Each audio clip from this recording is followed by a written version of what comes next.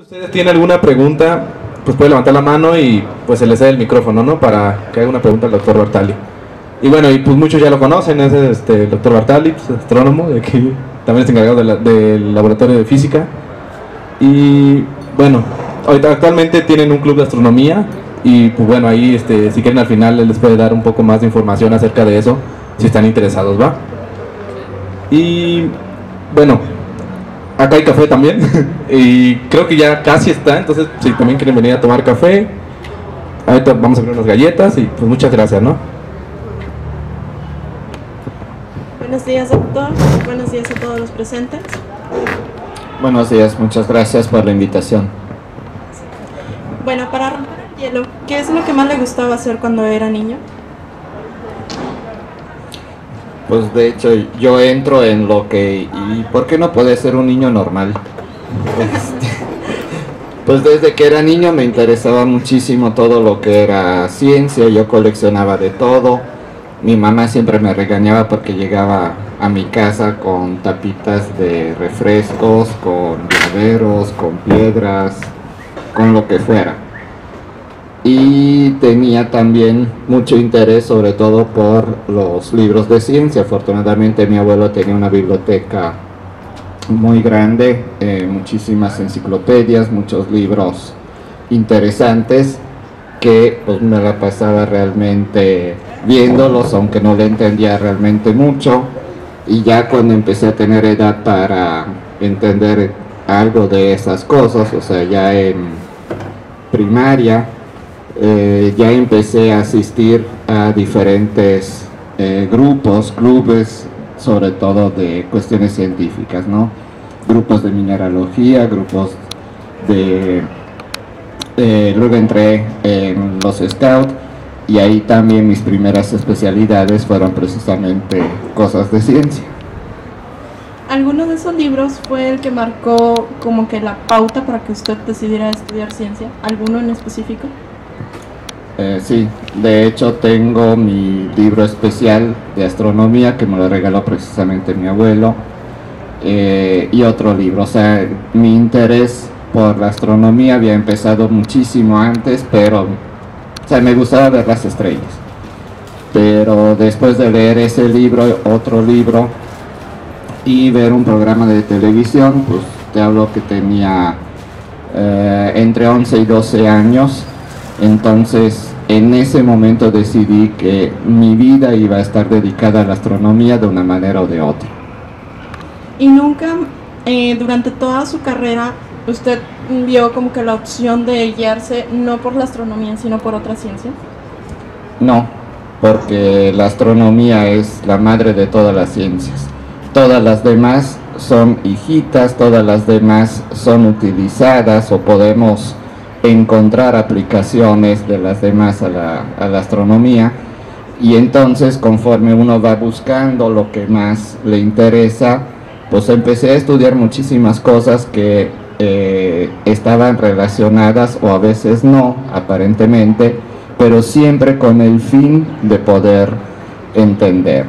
O sea, por ejemplo, me puse a estudiar electrónica porque me interesaba saber cómo funcionaban y cómo poder diseñar los sistemas de control de los telescopios. Empecé a estudiar robótica otra vez por eso, porque los telescopios modernos en realidad son robots extremadamente complejos.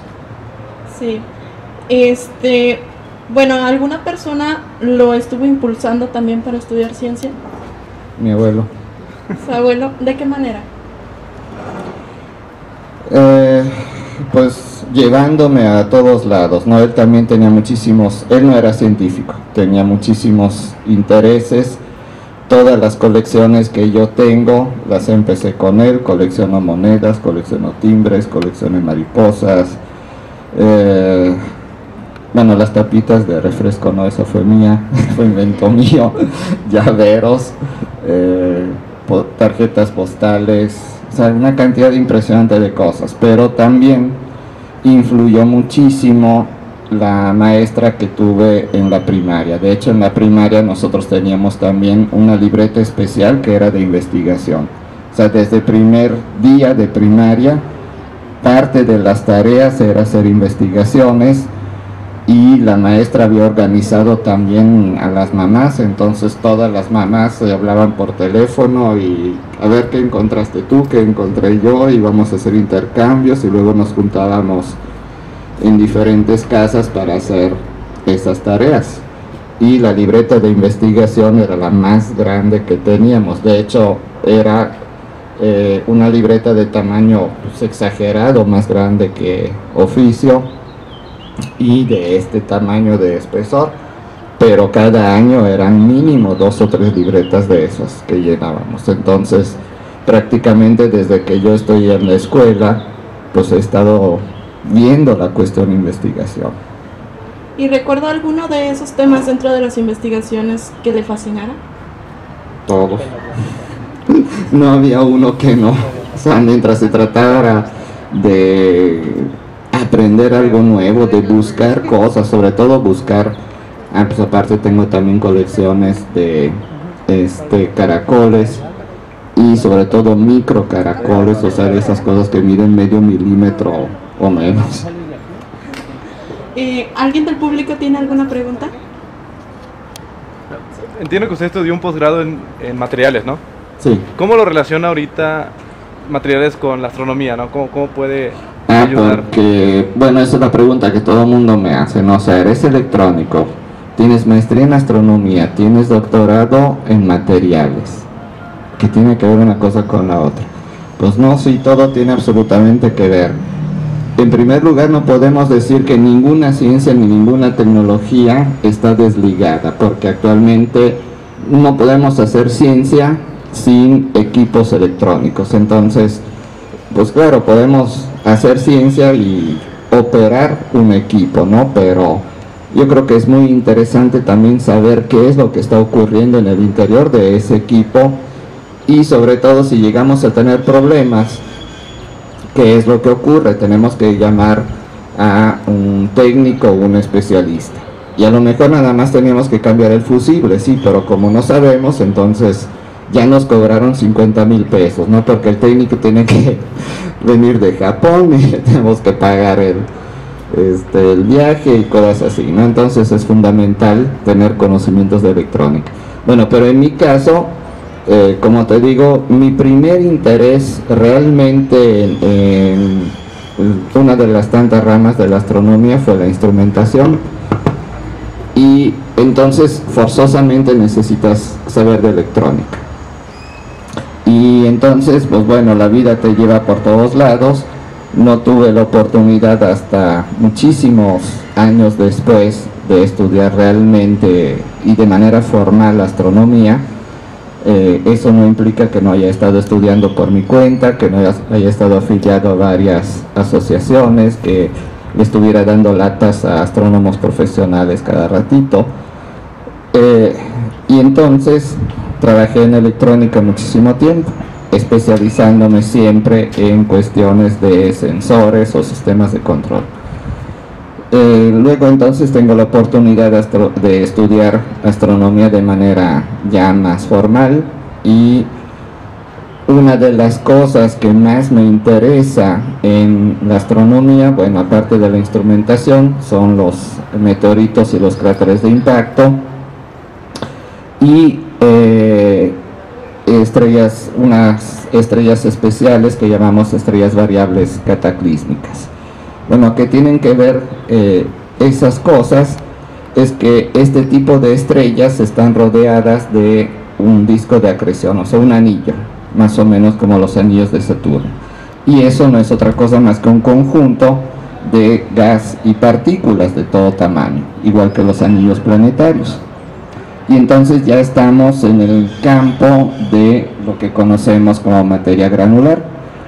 Cuando tenemos las imágenes de alta resolución de los asteroides, por ejemplo, y de los cometas, nos damos cuenta de que no son objetos sólidos, sino que son conjuntos de rocas y polvo, gases congelados. Entonces otra vez exactamente lo mismo.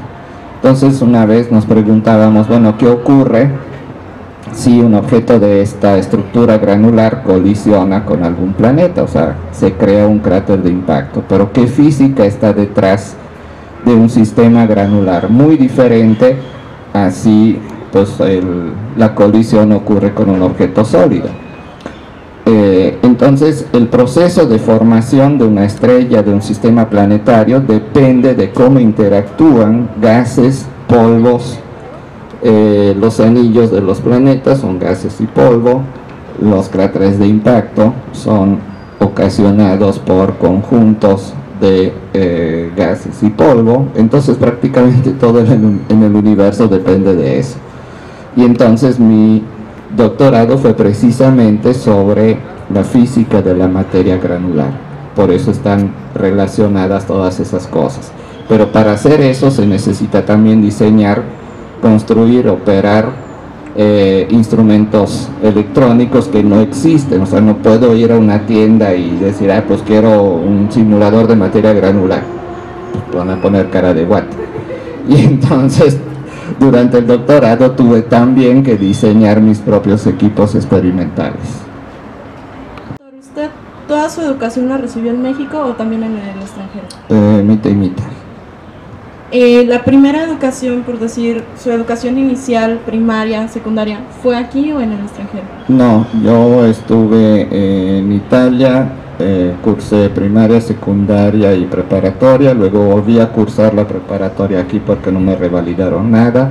De hecho querían inclusive que volviera a cursar la primaria, entonces nada más logré que me revalidaran, no sin una enorme cantidad de dinero gastado y burocracia. Y luego pues la carrera la cursé aquí y la maestría en Australia y el doctorado aquí. ¿Cómo eran las oportunidades en el extranjero para estudiar? Pues son los mismos problemas en todo el mundo, nada más que en esa época era muchísimo más simple. Hay una diferencia enorme en el sistema educativo que actualmente ya se echó a perder. Antes los maestros eran muchísimo más exigentes, teníamos muchas más materias, teníamos muchísimas más horas de estudio, una cantidad impresionante de tarea. Claro, hay maestros buenos y maestros malos. A mí afortunadamente puedo decir que me ha tocado un 95% de todos los maestros muy buenos y muy poquitos realmente malos maestros. Entonces eso creo que me ayudó realmente bastante. Por ejemplo, en la preparatoria la mayor parte de los libros de texto eran escritos por los maestros que teníamos. Había parte de, o sea, todo lo que eran las materias de tecnología, teníamos la parte teórica y la parte práctica. La parte teórica era impartida por profesores investigadores, la parte práctica por gente que venía directamente de la industria. Entonces nos dábamos cuenta de que pues en teoría todo funciona, pero en la práctica nada funciona, o por lo menos no tan bonito, ¿no?, como uno lo podría hacer en la tarea. Y como te digo, ¿no?, en la primaria teníamos muchísimas cuestiones de investigación. Obvio, no todas las escuelas y no todos los maestros eran como los que yo tuve. De hecho, las pocas veces que he tenido oportunidad de regresar a Italia, pues he ido a visitar a mi maestra de primaria y todavía se acuerda de un grupito que dábamos lata más que los demás con este tipo de cosas. En preparatoria, por ejemplo, teníamos 48 horas de clase a la semana. Teníamos más todo un montón de tareas. Pero aparte uno tenía tiempo de hacer otras cosas. Obviamente hay que dejar a un lado pues muchas cosas, ¿no? La novia, el cine y todo eso, que desafortunadamente no son compatibles con el estudio. Pero como te digo, actualmente la cosa a nivel mundial es lo mismo. sea, ha disminuido muchísimo la calidad, han quitado un montón de materias que al final de la carrera uno dice, ¿y por qué no estudié eso, no? Muchas cosas que los estudiantes a veces piensan que son inútiles, o sea, lectura y redacción, etimologías, y luego cuando uno se enfrenta a todas esas palabras raras, ¿y esto qué quiere decir, no? O sea, no sabemos ni siquiera leer esa palabra, y mucho menos el significado. No sabemos escribir, no sabemos redactar, no sabemos desarrollar un tema, pero el mundo ya no es de nosotros y nuestros vecinos, el mundo es globalizado. Actualmente, si queremos dedicarnos a la ciencia, tenemos que interactuar y trabajar con gente de todos lados, de todas las especialidades, de cualquier país. Ya los grupos de colaboración son de 30, 40 personas. No sabemos trabajar en equipo. Y entonces imagínense, si no podemos actualmente hacer una tarea en equipo, que todos estamos aquí, nos podemos juntar abajo de un árbol para discutir la tarea, ahora piensen en realizar una investigación científica con un compañero que está en China, uno que está en Rusia, uno que está en Inglaterra. Entonces es imposible, aparentemente, ¿no? Entonces tenemos que saber cómo interactuar, qué mentalidad tiene una persona y qué mentalidad tiene otra persona que viene de otra cultura. No podemos imponernos unos sobre los otros, tenemos que colaborar. Colaborar quiere decir tener comunicación entre grupos, entre personas, y luego tarde o temprano nos vamos a ver con otras gentes porque vamos a un congreso, y en el congreso vamos a tener pues gente de todos lados, y gente que sepa y no sepa, y de qué vamos a hablar con esa gente. O sea, ¿qué va a hacer uno después de salir del congreso, de presentar su póster? ¿Te vas a encerrar al hotel? Bueno, pues es una opción. O te vas a emborrachar con gente que vienen de todos lados, y ahí es donde realmente se crean los grupos de colaboración, ¿no?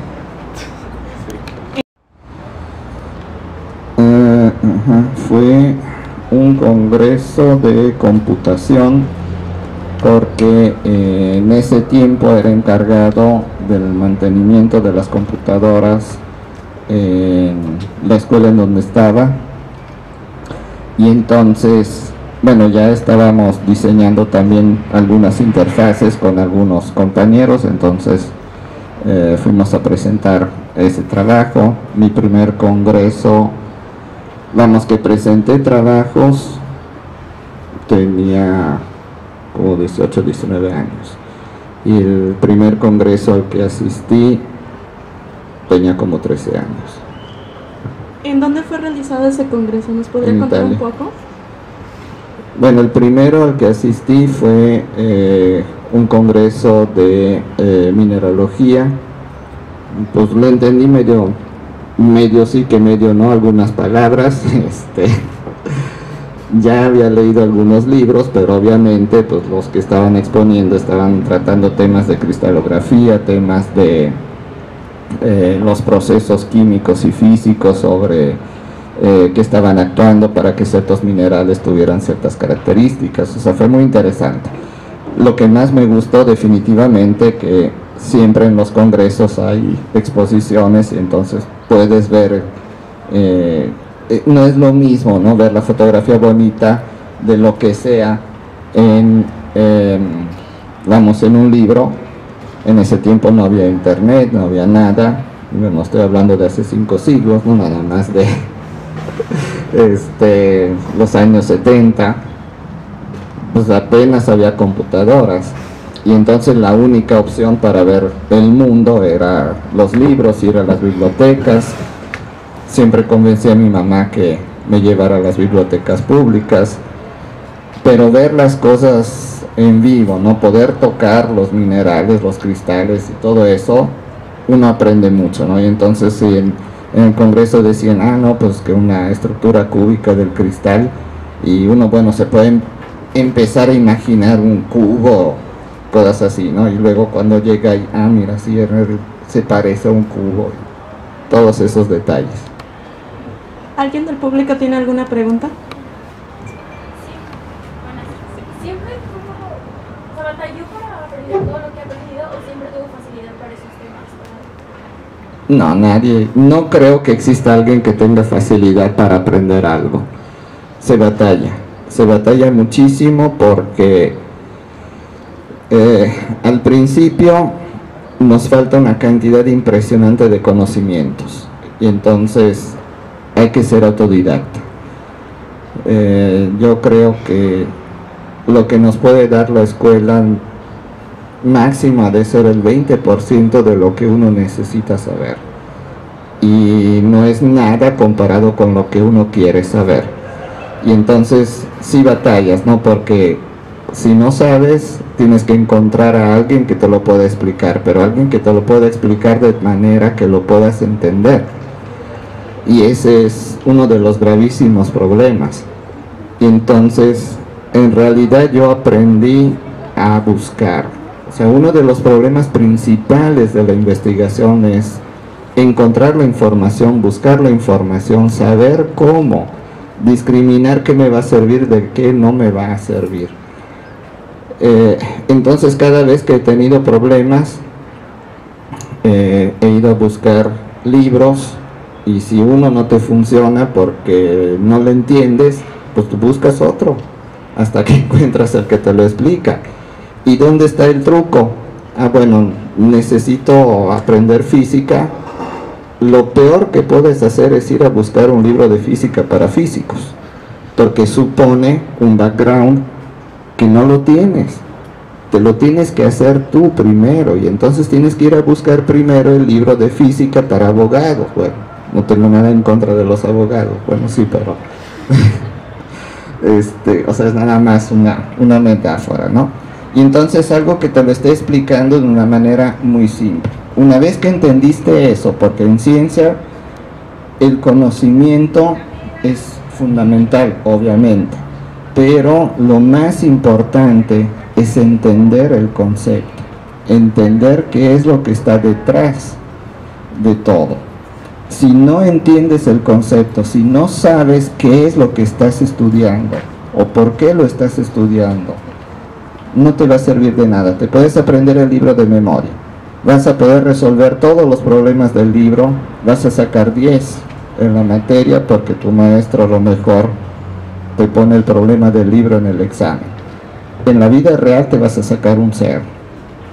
¿Por qué? Porque el mundo real no te da el problema del libro, te da un montón de datos y tienes que saber qué diablos estás haciendo y qué hacer con esos datos, dónde meterlos. Aprenderse las ecuaciones de memoria es lo más estúpido que puede existir, y que me perdonen varios profesores que acabo de ver que pasan por aquí.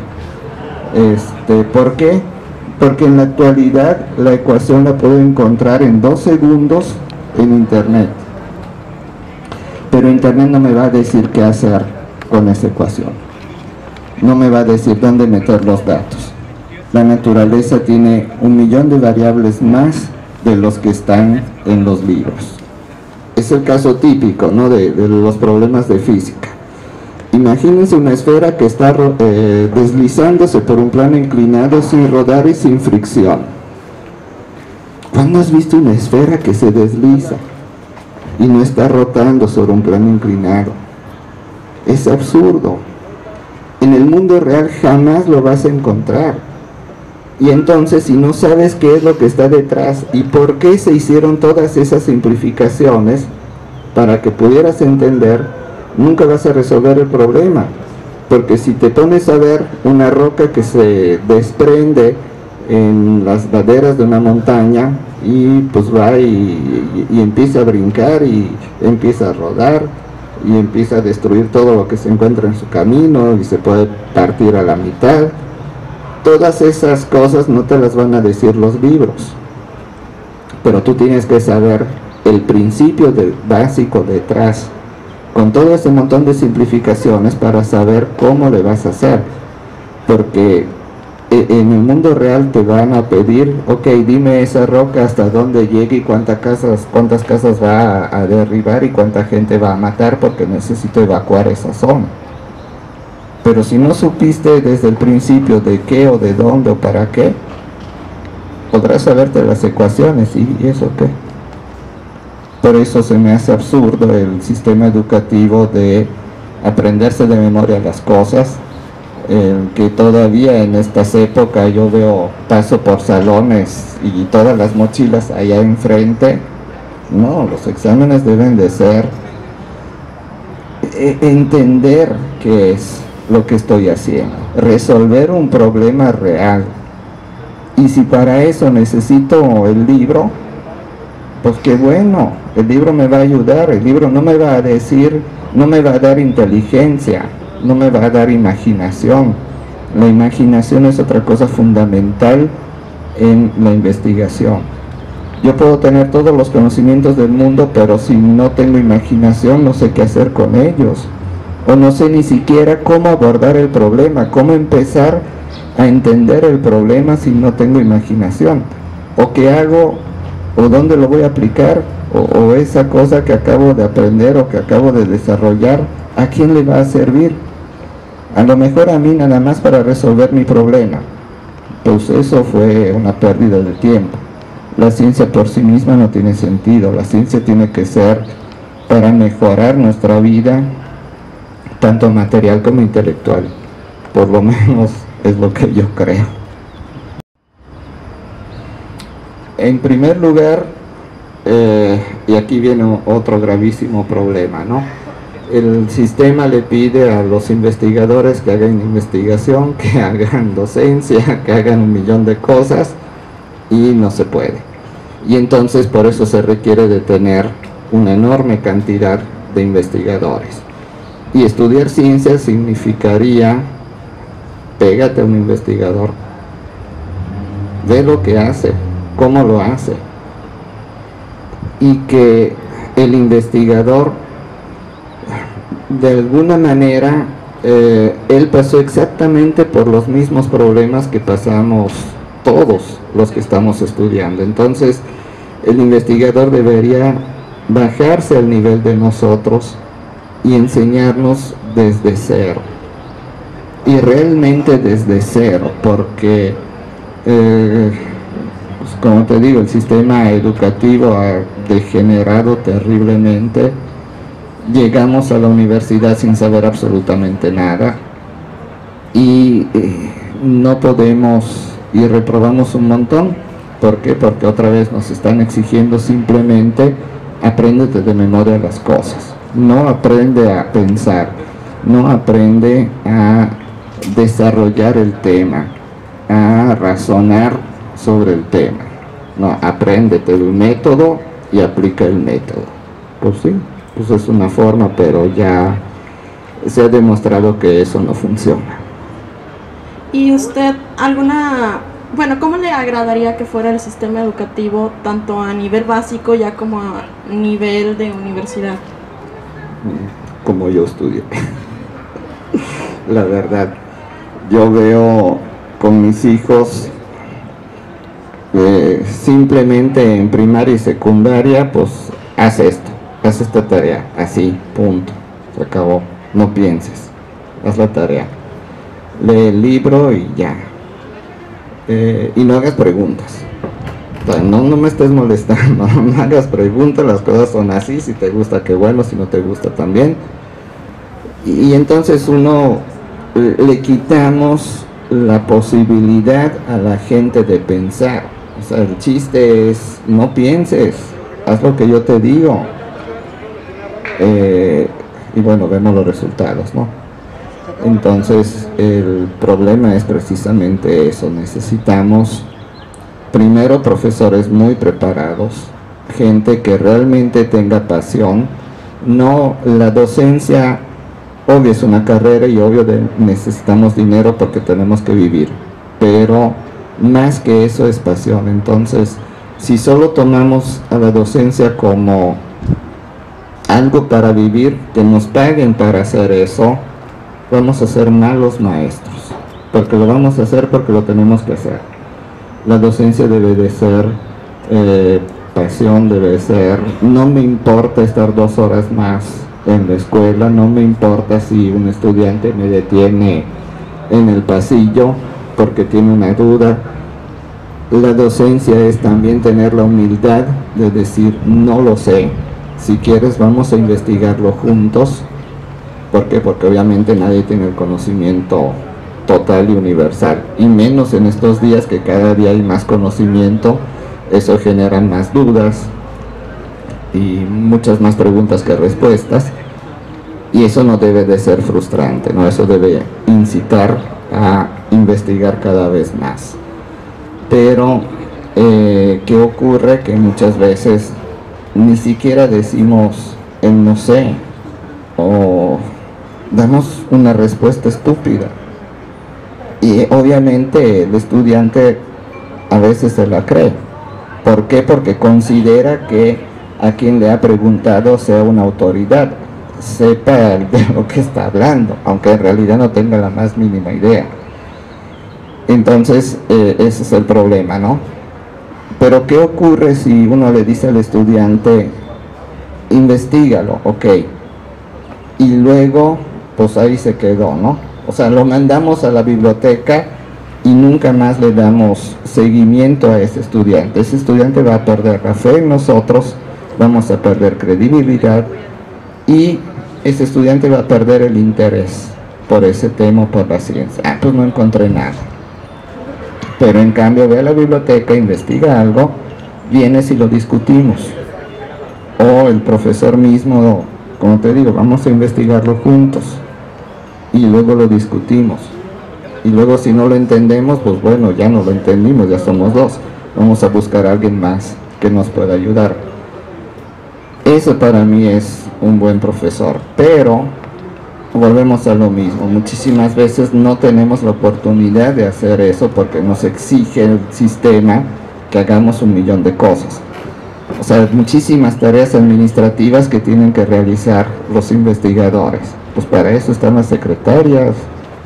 Pero otra vez necesitamos que esas personas tengan capacitación para hacer ese tipo de tareas. Entonces, en lugar que gastar tanto dinero estúpidamente en pues, campañas políticas y todo este tipo de cosas, o arreglar 25 veces la misma calle y a la semana la calle sigue exactamente igual, si con todo ese dinero se destinara a la escuela, podríamos tener muchísimos más maestros, podrían hacer mucha más investigación, podríamos tener muchísima más gente de apoyo y todos felices. Y entonces un país realmente va a progresar. Un país progresa no porque le estemos dando concesión a las empresas mineras y darle trabajo a los pobres campesinos a sueldo mínimo o cosas así, no trayendo empresas maquiladoras que solo van a ocupar a gente y pagarles muy poquito, lo menos que se pueda, o 2 pesos más que el salario mínimo para que las estadísticas digan no hay nadie en México que gane el salario mínimo, ¿no? Es absurdo. Esas son las políticas más equivocadas. ¿Por qué? Porque la historia, que es una de las materias que lamentablemente quieren quitar, nos enseña precisamente a no volver a repetir los mismos errores. Entonces, ¿qué es lo que está ocurriendo? La industria maquiladora va y viene. Entonces, los grandes empresarios van a donde les conviene, no donde les conviene al país, donde les conviene a ellos. Entonces, ¿qué ocurrió con Taiwán cuando ustedes todavía no nacían? Taiwán era el paraíso de la industria maquiladora, todo se fabricaba en Taiwán. Y luego empezaron la gente a decir, bueno, queremos ganar más, no queremos vivir mejor. Pues todas las empresas se fueron a Malasia. Y cuando en Malasia ocurrió lo mismo, todas las empresas se fueron a México. Y tarde o temprano, y ya lo estamos viendo, muchas empresas se van de México. Y siempre van a encontrar otro lugar. Y luego, ¿qué queda en el país? Nada, porque la gente sigue igual de ignorante. O sea, no les enseñamos nada a la gente. Les enseñamos a trabajar y quédate calladito. Y si no te gusta, pues hay 50 millones de personas más ahí atrás esperando hacer tu trabajo. Esa es la realidad.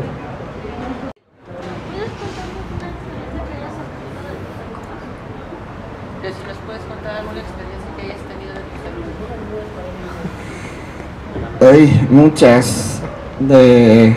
Estoy muy orgulloso de muchos de mis estudiantes, porque muchos de ellos obviamente, o sea, no podemos tampoco exigir que a todos les guste la investigación, ¿no? Habrá muchos que no, muchos que quieren ir a la industria y se van a conformar con tener un buen salario y ya, o sea, cada quien piensa como se le da la gana. Pero de los estudiantes que realmente les gusta la investigación, he tenido muchísima satisfacción.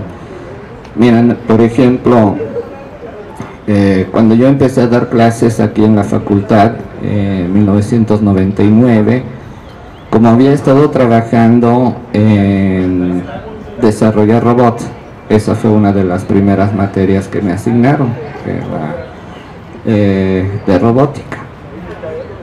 Y un grupo de mis estudiantes les propuse, así casi como broma, y les dije, bueno, yo ya diseñé un robot, ahora a ver quién se anima a hacer otro. Y 3 de ellos dijeron, pues órale, vamos a intentarlo.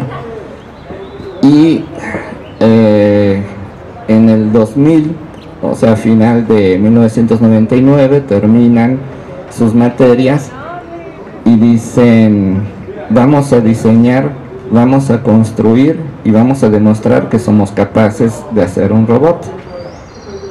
Y se pusieron aquí abajo, en este edificio estaba el taller de máquinas herramientas, había tornos, fresas. Ninguno de ellos sabía usar el equipo. Convencieron a los encargados de enseñarles a usar el torno y la fresa. Construyeron desde cero. Lo único que se compró fueron los motores, pero toda la estructura mecánica, todos los engranes, todo lo hicieron ellos. Lo programaron, hicimos una demostración, funcionó y vino inclusive hasta el rector. Y las capacidades de ese robot se comparaban con los demás robots que había en la industria. Y todo lo hicieron porque lo quisieron hacer. O sea, yo nada más les aventé la idea y se tardaron un año. Y lo hicieron, y se tardaron un año en graduarse, porque querían tener ese proyecto. Y es el primero y único robot que se diseñó aquí en la UASLP. Otras anécdotas, pues bueno, otros muchachos que me los llevé a trabajar conmigo en diseño o en ayudarme en lo que podían. Muchachos que la verdad iban muy mal en la escuela. Yo de hecho desconfío, si llegan conmigo y me dicen tengo promedio de 9.9, yo desconfío de ustedes, discúlpenme, pero desconfío. ¿Por qué? Porque como les acabo de decir, lograr tener un promedio de 9 o de 10 es muy fácil. Saber qué estamos haciendo es muy difícil. Y en mi experiencia, todos los estudiantes que han ido a trabajar conmigo y tienen promedios muy altos, pues sí, saben resolver los problemas, saben resolver las ecuaciones, pero no saben hacer absolutamente nada. Entonces, todos estos estudiantes que iban bastante mal, o sea, gente de promedios de 7, 7.5, yo jamás fui un buen estudiante. Yo, bueno, después de la primaria, porque si no me pegaban, pero ya en la secundaria reprobé una vez, una sola materia, me fue muy mal. En la prepa reprobé una sola materia y me fue muy mal. Ya a partir de ahí uno se acostumbra como a todo.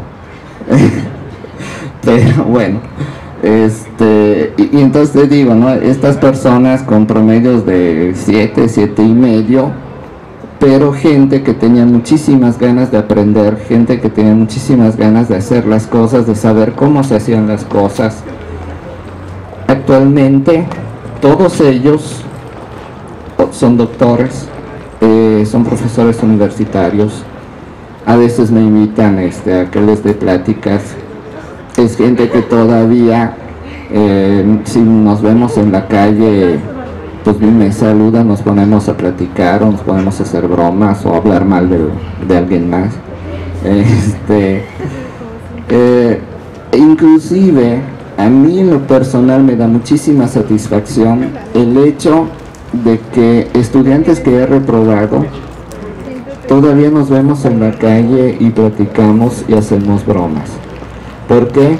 Porque muchas veces, obvio, hay que evaluar el trabajo que uno está haciendo, pero también el estudiante debe saber si en realidad aprendió o no aprendió.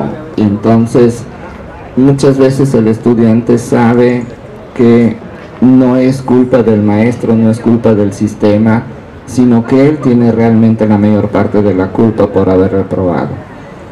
Y entonces no hay problema, o sea, con esas personas tengo muy buena relación. No he tenido nunca problemas, hasta donde yo sé, con algún estudiante desde 1999 a la fecha, y he reprobado un montón de gente. Digo, no es algo para presumir, ¿no? Pero a veces les hacemos más daño en pasarlos sin que ustedes realmente sepan a reprobarlos, porque si reprueban, la siguiente vez van a saber cuáles son o cuáles fueron sus errores. Pero si los pasamos, y sobre todo si después quieren ir a seguir en una maestría, pues van a tener que volver a estudiar desde cero y van a volver a entender todo eso desde cero. Y si van a la industria es lo mismo, y el problema es que no hay esa vinculación. Un estudiante de ingeniería no puede solo estar en la escuela. Un estudiante de ingeniería tiene que estar trabajando en alguna parte. Tiene que ver cómo es el mundo real, cómo funciona la industria. Salimos de la carrera, somos ingenieros, creemos que lo sabemos todo, llegamos a la industria y obviamente no vamos a tener un puesto de obrero, sino por lo menos de supervisor, y llegamos con el obrero y le decimos, ay, es que no sabes hacer nada, y el obrero dice, ponle un chicle. ¿Cómo que le voy a poner un chicle? Y se ponen a resolver la integral elíptica todas esas cosas raras. Ponle un chicle. No, ¿cómo crees? Ponle un chicle y funciona. Y le ponen el chicle y funciona.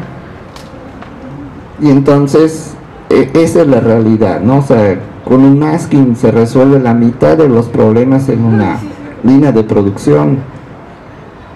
Pero hay que tener precisamente la capacidad y la humildad, la capacidad de las relaciones humanas, porque si nos empezamos a hacer los enemigos a los que están trabajando, nos van a comer, porque al final los responsables ante la empresa vamos a ser nosotros, y los obreros pueden hacer y deshacer lo que se le pegue la gana, y debemos de tener la humildad de saber aprender de ellos, porque ellos son los que saben cómo funciona el equipo, cómo funciona la máquina, cómo se opera, cuáles son los problemas que puede tener esa máquina. Pero si llegamos y creemos que somos superiores a todos ellos, acaban con nosotros, terminamos nuestra vida con un nivel de estrés terrible, y ellos felices igual. Entonces, por eso es importante también todo el montón de cuestiones humanísticas, y a esos niveles altos en la industria actualmente hay colaboración, hay visitas de gente que viene de todos lados, ¿no? Entonces imagínate, vas a trabajar en una empresa coreana. Te garantizo que todos o la gran mayoría, yo he trabajado para japoneses, para coreanos, para gringos, para europeos, he trabajado muchísimos años en la industria. Y esa gente, la gran mayoría de ellos, llega sabiendo perfectamente bien a dónde llega. Llega sabiendo la historia de la ciudad, sabiendo todo lo que hay que ver. Y entonces, terminando el trabajo, a las 4 o 5 de la tarde, dicen, bueno, ¿y ahora qué hacemos? Créanme, la gran mayoría de las personas que yo he visto que eran mis compañeros en las empresas, vámonos a emborracharnos, vámonos a un antro. Y esa gente decía, ¿para qué? O sea, no vine para ir a un antro, vine para aprender de tu pueblo, vine para aprender tu cultura, para conocer tu ciudad, para conocer tu lugar. Y entonces no sabemos nada de la ciudad. Y esas personas ya estudiaron. Y entonces, ¿qué hacemos con esa gente? Quedamos mal como personas.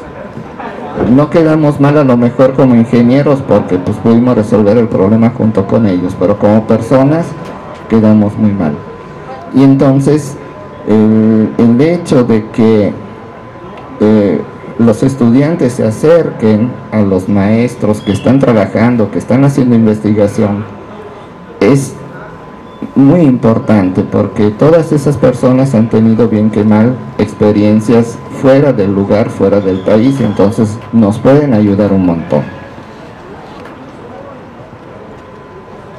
Ok, doctor. ¿Alguien del público tiene alguna pregunta? Al lado derecho tenemos café y galletas. Y pues bueno. ¿Dónde están los? Ya vi las galletas. Doctor, ¿cómo ve la ciencia en unos años más? 10, 20, incluso 100 años. Tiene forzosamente que cambiar la situación. Actualmente el nivel de la ciencia es muy alto en todo el mundo. En México hay mucha ciencia, sobre todo otra vez en el campo de la astronomía. México es un país, es una gran potencia en astronomía, pero hay muchos otros campos también, y el único problema es la mentalidad. Podemos hacer ciencia y tener muy buenos resultados, pero tampoco podemos exigir que todo o todos nos den las cosas, ¿no? Bueno, por ejemplo, en nuestro equipo no tenemos financiamiento de nadie, sin embargo estamos haciendo investigación. De alguna manera encontramos el dinero para presentarlo en congresos. Sí se pueden hacer muchas cosas, no necesitamos a veces más que la imaginación para poder hacer las cosas. No digo que no se necesita el dinero, sí es fundamental. Quien dice que no, el dinero no lo es todo, pues en realidad está equivocado. Pero junto con, sí se necesitan muchas cosas, mucha imaginación, muchas ganas de trabajar, muchas ganas de que, ok, yo no tengo dinero. Bueno, entonces, ¿por qué no busco a alguien que sí tiene dinero y le vendo mi idea y entonces ya trabajamos juntos? Entonces, ¿qué grupos tienen dinero? Pues estos, ok. ¿Qué les falta a ellos? Lo que yo sé hacer. Entonces, vamos a juntarnos. La ciencia tiene que ir por ahí, ¿no? Los grupos de colaboración. No es posible ser como en la Edad Media, que eran todólogos, ¿no?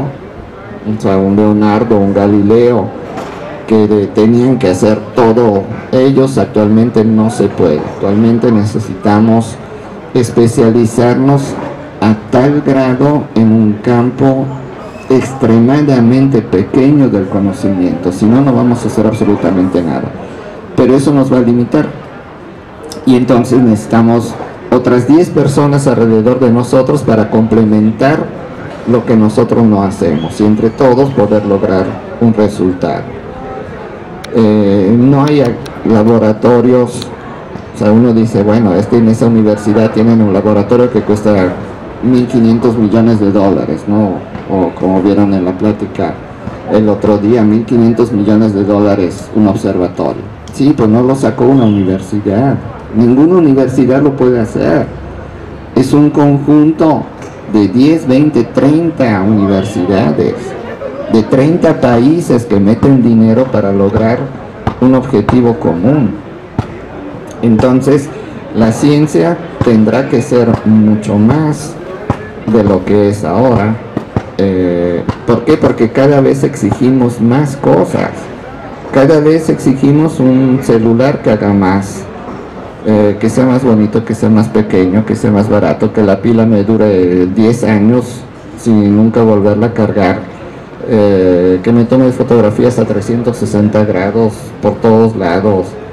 ¿Y de dónde sale eso? Debe haber científicos que diseñan, que se inventan todas esas cosas. Debe haber ingenieros que sepan construir o diseñar las máquinas para poder hacer esas cosas que los científicos dicen que se pueden hacer. Entonces, mientras más exigimos, más ciencia debe de haber. Y esto es el cuento de nunca acabar, porque cada vez que descubrimos algo o encontramos o suponemos que encontramos la respuesta de algo, salen 50 preguntas más que alguien más tendrá que responder, y para cada una de esas preguntas va a haber a lo mejor una respuesta y 50 preguntas más, y entonces esto crece de manera exponencial.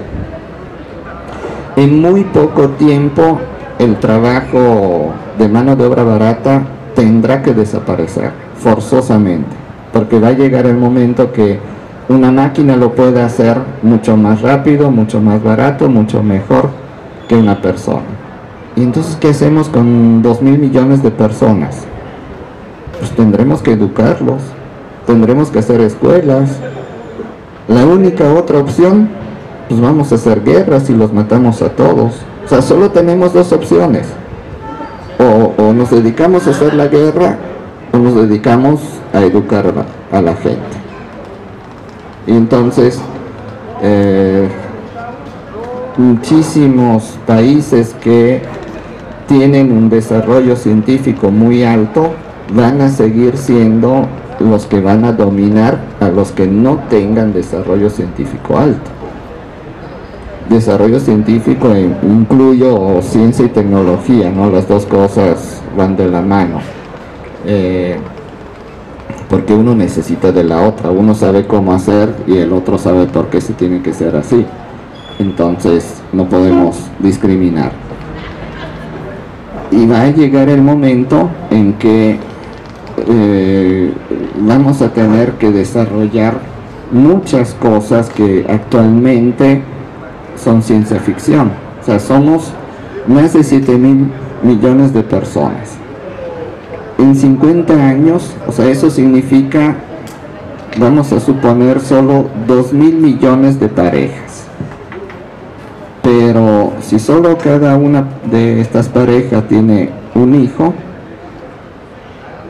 ¿cuánta gente más va a haber en 50 años? O sea, vamos a hacer 15.000 millones de personas. ¿Y qué vamos a comer? Entonces tendremos que desarrollar muchísimas tecnologías para la agricultura, para tener agua potable, para dónde vivir, cómo movernos, cómo transportarnos, cómo hacer todas las cosas, cómo generar electricidad para tanta gente. Y entonces la ciencia y la tecnología no pueden parar.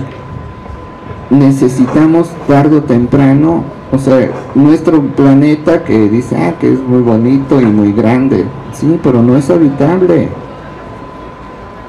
Más del 70% es agua. Entonces, o aprendemos a construir ciudades y vivir en los océanos, o pues, ya tenemos el 70% fuera. El 30% que queda, más de la mitad es inhabitable. Son desiertos o son montañas,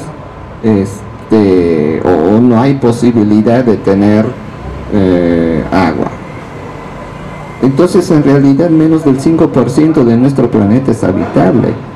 Y si además de eso lo destruimos, como lo estamos haciendo, ¿qué vamos a hacer? Entonces tendremos que encontrar otros lugares en el universo en donde vivir. Irnos a Venus no se puede. Marte es la única opción cercana. Y tarde o temprano, y no es demasiado lejos en el tiempo. ¿Por qué? Porque si dejamos otra vez 200 años y dejamos que la población siga creciendo como ha crecido en los últimos 50 años, pues vamos a vivir uno encima del otro. No va a haber lugar donde vivir y no va a haber que comer, y entonces va a haber una selección natural a fuerza. Los que puedan, comen, los que no, se mueren.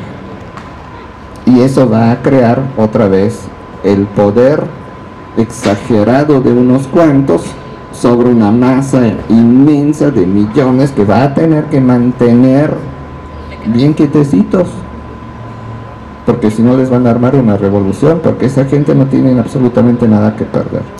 Entonces, o cambiamos radicalmente todas nuestras políticas, todo lo que pensamos, cómo actuamos, o sinceramente adiós civilización. Y les doy el micrófono. Bueno, pues muchas gracias, doctor Bartali, por apoyarnos en esta actividad, y también a los estudiantes por escuchar y también poner algunas ideas. Y bueno, y un pequeño regalito por que parte me de... sigan viendo aquí, que me corran a ratito. Sí, bueno, un pequeño regalo de parte de la OSA. Y si alguien está interesado en pertenecer al capítulo, al Student Chapter de la OSA, pues se acerca conmigo si quiere. Hay una membresía de un año, hoy te cuesta $10. Les llegan 2 revistas, es Optics and Photonics y Física Today. Y bueno, la opción de descargar papers de la base de datos de la OSA, ¿no? Por todo un año, y invitaciones a congresos.